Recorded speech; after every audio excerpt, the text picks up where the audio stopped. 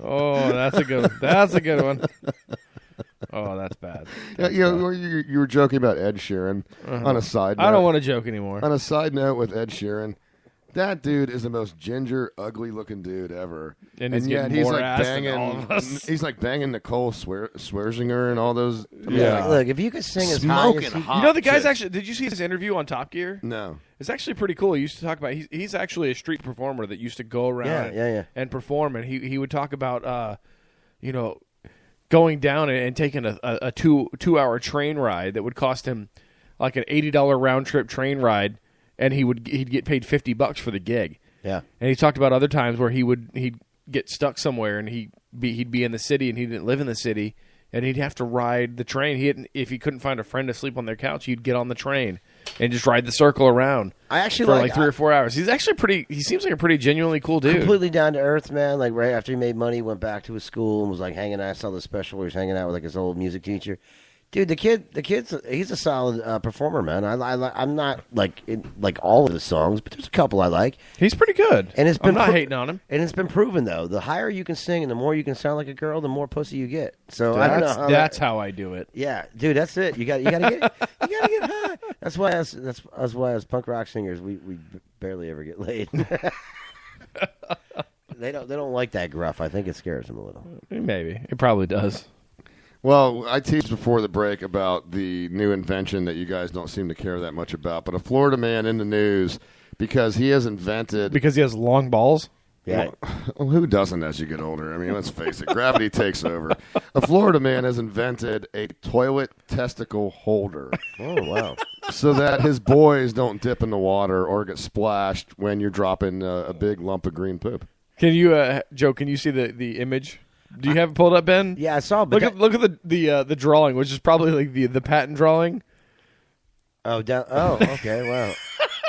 It's like a suction cup thing that sticks on the toilet bowl. What? And but the thing is, dude, like they show there's going to be a but lot they of show the bacteria in package, that, dude, and it looks like this guy's got like elephantitis of the balls. Like, right, and seriously, a really short penis at that, dude. This guy's got some issues already. He should switch out his balls for his penis.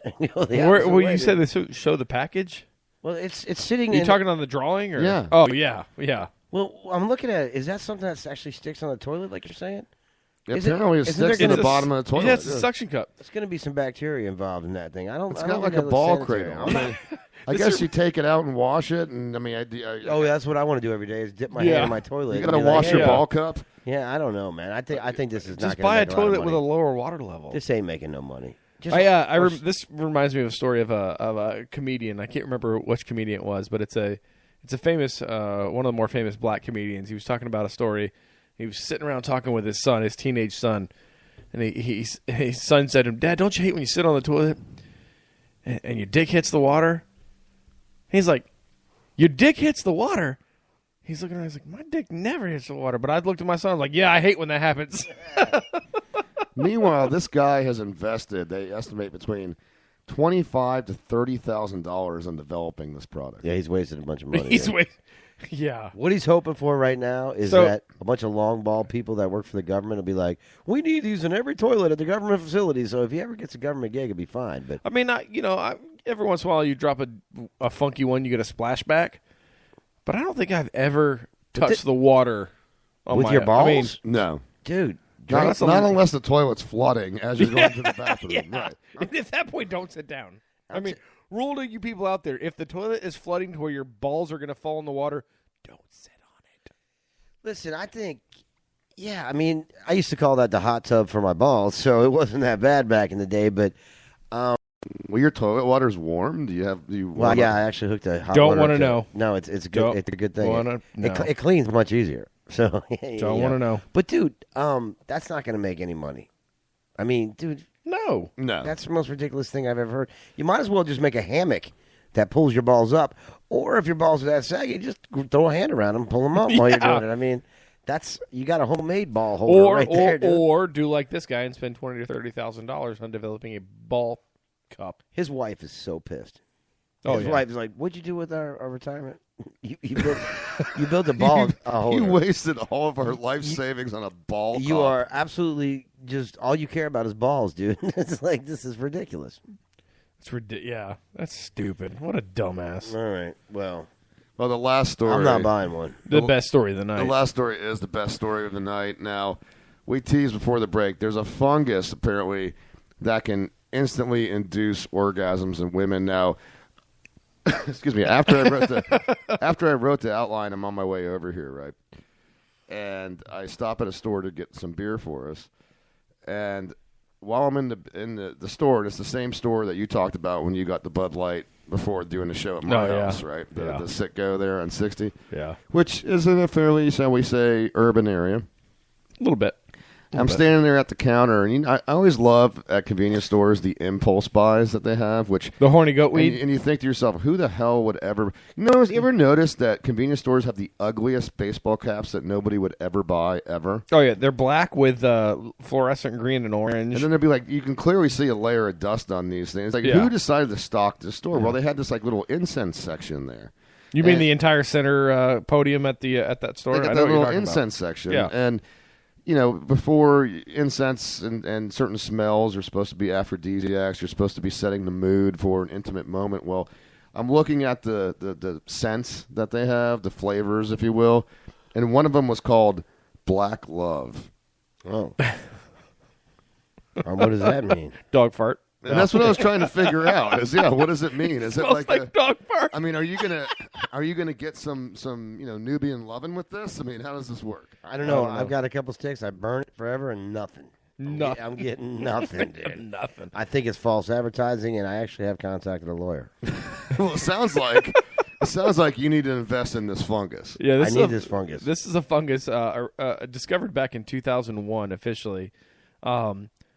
That can instantly induce a female orgasm. It's a bright orange mushroom that grows in lava flows. Okay. And We're in the wrong state for that, but go ahead. yeah, apparently the smell of it induces arousal. And they did a study of it on men.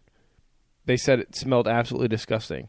Really? On women, nearly half of the women that smelled it experienced spontaneous orgasms. Does it smell like money? No, I don't know what it smells like. Or but, fast cars or good well, job? apparently, it smells like a good job? or no. something? To us, it smells horrible, but to women, to nearly half of them, spontaneous orgasms when they smelled it. It's a hormone-like compound in there that gets women going. I guess. You know what? That clinches it. Tomorrow, I'm going to get a spray tan so that I can show them my bright orange mushroom. So what you're saying is you're from Jersey. Exactly. I'm gonna wear nothing but a white belt, but a spray spike tan. my hair, Hold on, and have hold a on. bright orange mushroom. But a spray tan in this economy? Hey, it's a lot of well, money. you know what? It's worth it if it gives them an instant orgasm, though. You gotta, it's all about how you invest. Well, your hold on money. though. Is it worth it then? Because then, if it's instant, then they're not going to want you to get involved. They're going to be like, okay, I'm done. See No, you that's later. okay because it's instant for me too. Well, yeah, I guess you're right. I guess you're right. Yeah. Hey, I just got to watch. Jesus. I'm like, go ahead, let me watch for a second. I think we're good. Thank you. Oh, we're good. You cannot keep the mushroom. I'm taking that home. I'm not gonna lie. There's mornings I wake up where password is like, no, I'm sleeping. I'm like, that's fine. Just take the covers off. Let me look at you for a minute. We'll be good. That's all I need. That's all I need. That's all I need. Good times, fellas. Good times. You know what's great about doing? A Hold on. radio What'd you show? say? What'd you say? I said, you know what's great about doing what's great about doing a radio show? I mean, for you as a host, but certainly not your significant other, is that all of your personal news, including your sex life, gets put on blast. I know. Oh yeah. For an entire international audience to hear. Yes. And it amuses us, whether it embarrasses you or not. You're welcome. It's beautiful. It's a beautiful thing. I'm going to cry. Just give me a second. You need a tissue? Yes. You okay? Well, something different, but I need 2 tissues, actually, if you could. Thank you. Oh. Oh, hey, guys. Speaking of instant orgasms. Yeah, hey. Oh. All right, well, next week we'll be on air again. For some reason, they let us continue to do this from Friday 7 to 9. It's because we pay them. Yeah, that's what That's it is. true. We're going to be at that's the what it Lions is. Den. We'll be at the Lions Den live next week. And I'm looking forward to that. I'm working on some guests, so those will be announced. But in the meantime, you want to stay up to date with us, go to craneomissions.com. Go to Twitter, follow us at Crane and go to facebook.com/the Crane Emissions Network. and like that page. And you know what? Hey, if you've got stories you want us to talk about, you can post them on those accounts. Let us know what you want to hear about. Let us know where you're listening from. We love getting feedback from you guys. So until then, Ben Charles, the C Squared, and the Reverend Joey T here for the Cranial Mission Show. What's that? Tagline. No, question everything, consider anything. We'll talk to you soon.